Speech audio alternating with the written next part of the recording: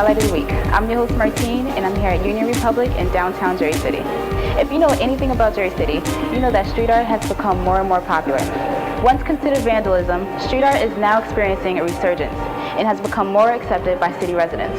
And the reason for that is my next guest, Emilio Florentine.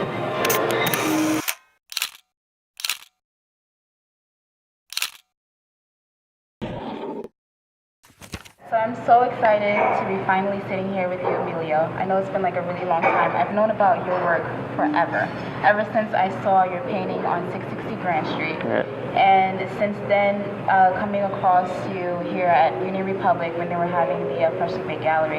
And since then, I was just like so open. I'm like, I have to get in contact with this artist. Like, I have to. Thank you so much for joining us. Yeah, thank you for having me. I really appreciate it. Your name, Emilio Florentine, is so creative. I love it.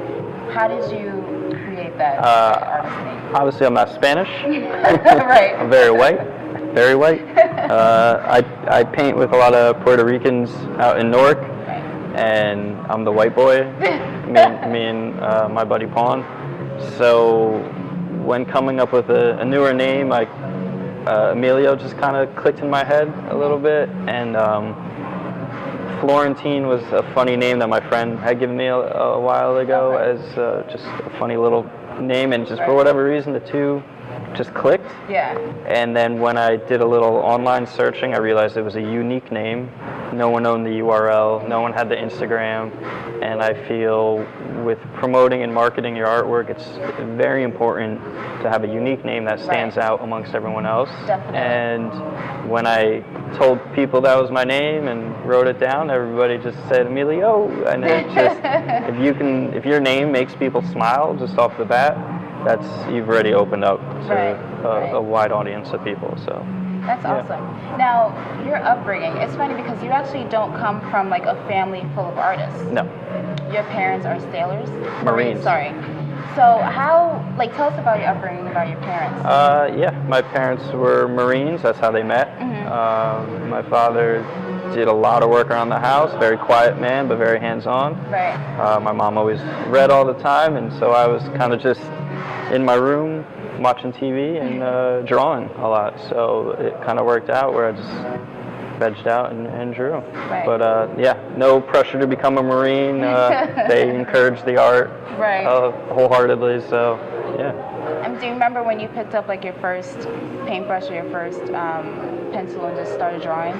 Yeah, my first drawing was obviously with crayons. It was my earliest memory was drawing Garfield. Right.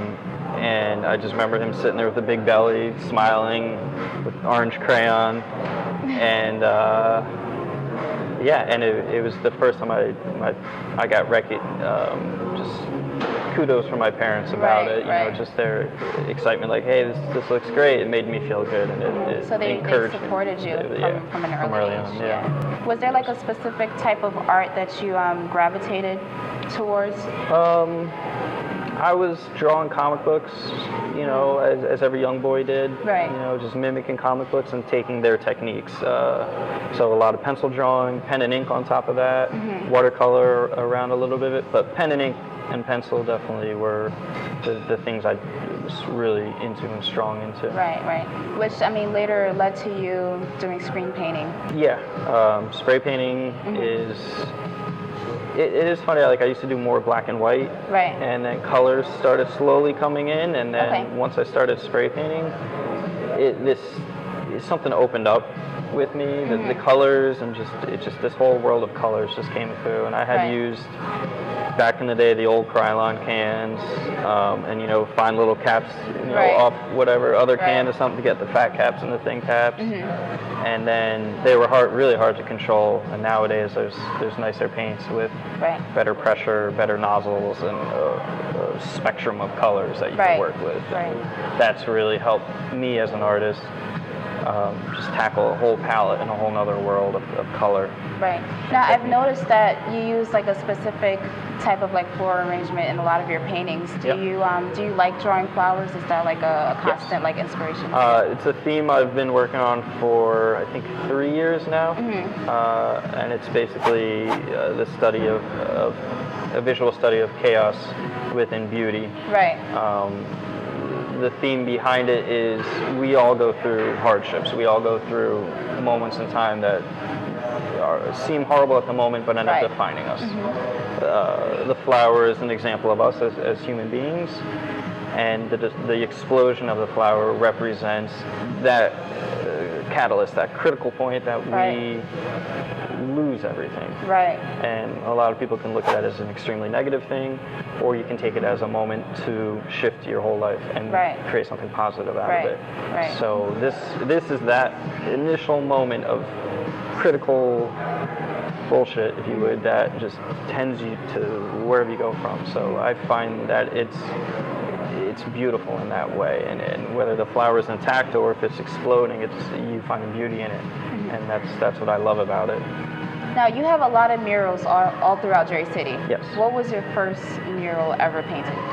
I was before doing flowers, I had done a creepy creatures and whatnot. There's one on the Hudson County Art Supply store. It's like a bug with big claws on the teeth and squirrely stuff through it. That was the first mural downtown. I now have a few of the flower paintings all around. There's one on Grand Street and Summit. There's one in the alleyway back here on, I believe that's Monmouth Street and 2nd down the alleyway there, next to the 313 gallery, I believe it is. And then I'm going to have a mural going up on Grand Street near Taqueria, and I'm going to have one on the Palisades Parkway coming down, and these are all going to be the exploding flowers. Right. And that's coming up this spring or summer. Now, my favorite one has to be the painting on 660 Grand Street. Yep. So tell us the story behind that and what inspired you to draw that. So I paint with my good friend Paul. We've been working together. He took me under his wing a while ago, and we've been painting ever since. So that was a project through the Jersey City Mural Program. We were one of the first artists to start this great initiative of getting murals all around town. Right.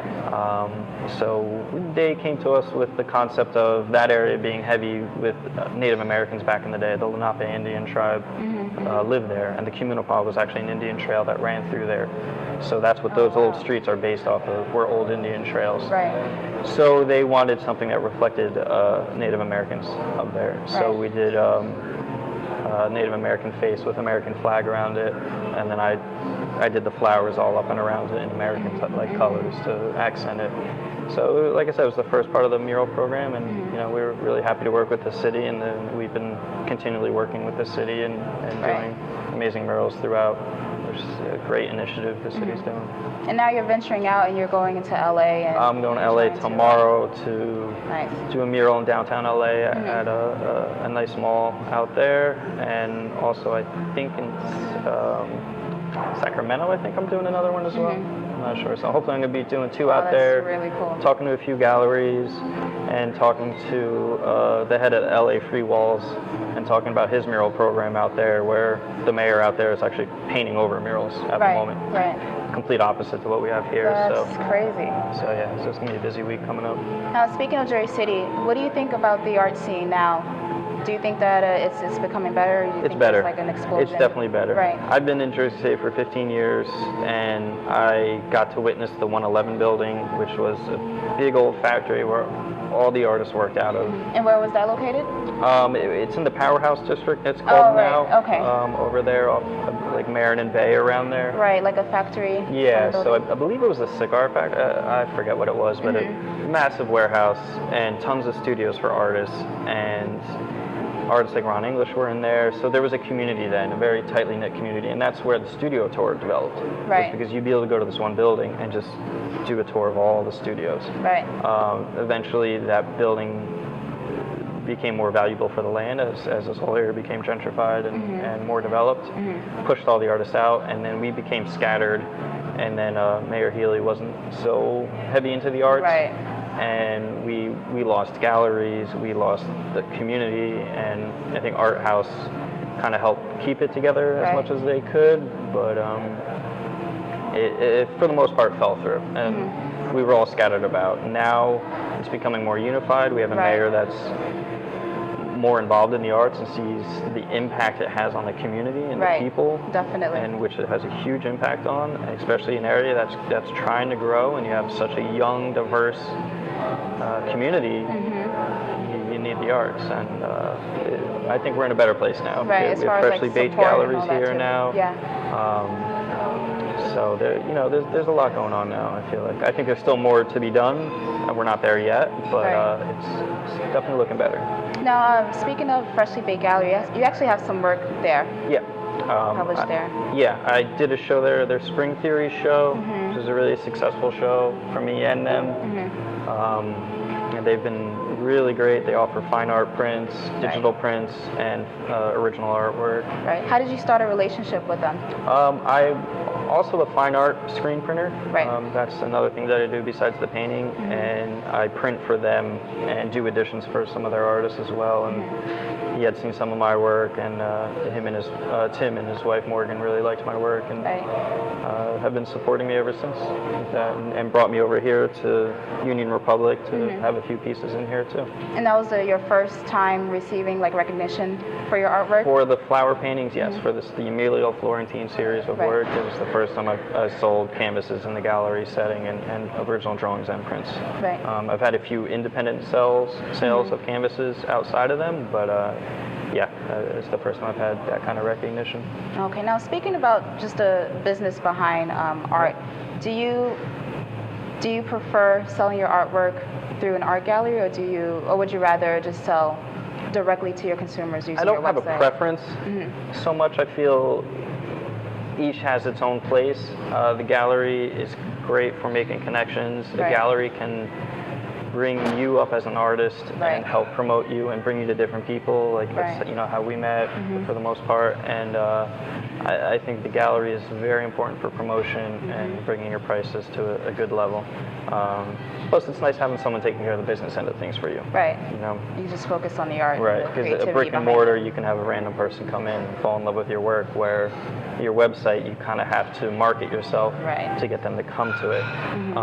As far as your own online sales, I think are great because it allows you and your fans to communicate. Right. And if you have a print release or a new painting that comes out, and someone can contact you directly that day within 10 minutes, if even less, and buy it from you directly. And I think that's a very powerful tool to make artists more profitable and make a living doing art. I think we're in exciting times for being an artist. Definitely. As far as the market's concerned, the art market's great right now, and you're able to market and promote your work like you've never been able to before.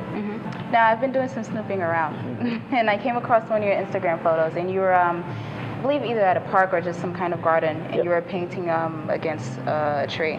Now, do you find a lot of your inspiration maybe just doing your work out in the outdoors, or inside? Definitely. I always grew up drawing inside, and it's been a very, secluded, you're alone, your music's on, and that's it. And spray painting had allowed me to get outside, to walk around, to explore. And even with canvases, even if I'm outside with a canvas, natural light to me is the most beautiful light. And just on my weekends, I typically will walk around, go into some woods or some factories and find something unique, a unique background that I can paint. And it may look horrible to anybody else, or why would you even go in there? But you can find such beautiful gems in those kind of places and paint it. And it's not for sale, but there's tons of people who go around and document works outside, street art, graffiti. So it's a big part of the culture to actually go out and have these hidden gems around for this select group of photographers, as I feel, to find it, because they love finding it. Right. Now, your screen printing business at 660 Grand Street, how long have you been, when did you start that business? At 660, I think it's been about 5 years now ago, 5 or 6. I had been working in the city as a graphic designer, got laid off during the recession, and going back to the flowers, that was a catalyst for me. That was, horrible incident to lose your job in the middle of a recession when no one's hiring, and you're just reading about people taking pay cuts and working long hours, and that was the perfect opportunity for me to create your own take. business. I've already had the printing equipment as for fun, but then to take it as a professional level and go from there and lead me to where I am now. Right. Yeah. And that building is actually the home of like several other artists. Yeah, John in Fathom Jersey City. has been carrying that building for I think 15 years now, 10 or 15 Right, years it's now. pretty popular, So yeah. he's cultivated that essentially as his own art, and you know, Right. you know, I know he sees it that way too. So he's kept it secure for all of us to keep the place going. We have the ramp in there, the 660 ramps in there on the first floor, Yeah, and which then is John's really, really studios cool, are yeah. up there.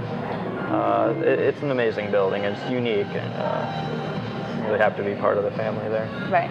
Do you ever find it challenging to balance your printing business as well as your freelance work and creating artwork for that? Yeah, it can be challenging at times. Definitely, you have to structure your time and be sure you spend the right amount of time on each field every day. I wake up early, go to bed early, and just everybody knows me. I'm constantly working, even through the weekends when I'm on vacation. Right. I'm always working. So it can be challenging, but it's important to have the availability to jump from one job to the other. I wouldn't be able to go to LA tomorrow if I had a 9 to 5. I wouldn't be able to sit here and have an interview with right now if I had a 9 to 5. Right. So for me, the freedom of running a fine art printing business and balancing an art career is very important, and it's made the difference in between me getting more work out there. Right. What advice would you give to upcoming artists, just as far as anything? Stay focused. Pick a path, go with it. Like anything else. Right. If you want to be great at something, you gotta bust your ass, and you gotta study, and you gotta focus, and consistently reevaluate yourself. Look at why you're doing what you're doing. What has been the highlight of your career thus far? Highlight of my career, essentially now having interviews, talking with you guys, going to LA to paint, meeting muralists out there. Studying I study under WK Interact. He's my mentor essentially, so it's even great for me to, I'm still like, every time I go and sit down and he gives me advice on how to help my career grow, I'm still blown away that, you know, I'm sitting here with someone that I've looked up to 10 years ago.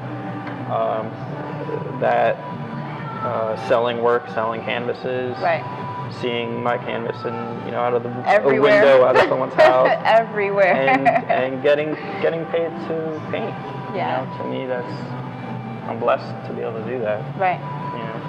Wow, that's so cool, and I'm so happy for you. I really am. Like, just to see all of this, just all around Jersey City, because you have no idea, like, who's looking at these artworks, and then the children that are looking at these pieces and aspiring to be just like you. So I think that's awesome, and that's definitely why, you know, I'm doing all this with the show. So please tell everyone where we can find your artwork, your website, your Instagram, and how we can get in contact with you. EmilioFlorentine.com, and it's on the Instagrams as well. Follow me on the Instagram. Word. Oh, I got that Twitter though. Only Instagram. Only Instagram. Well, you know, it was website. a pleasure. It was a real pleasure sitting here and talking with you. I really just wish you great amount of success in the future. Thank you so much for sitting here with us. Yeah, definitely. This is Emilio Florentine. You're watching Highlight of the Week on IBRS TV. Yeah. I hope you enjoyed this episode of Highlight of the Week. I want to thank the amazing Emilio Florentine for coming through and speaking with us. And I would also like to thank Union Republic for being such a great host. For more information on Union Republic and Emilio Florentine, please visit the link in the description box below. For more information on Highlight of the Week, please subscribe to my YouTube channel and like our Facebook fan page, IBRS TV. Thank you so much for tuning in, and I'll see you next time.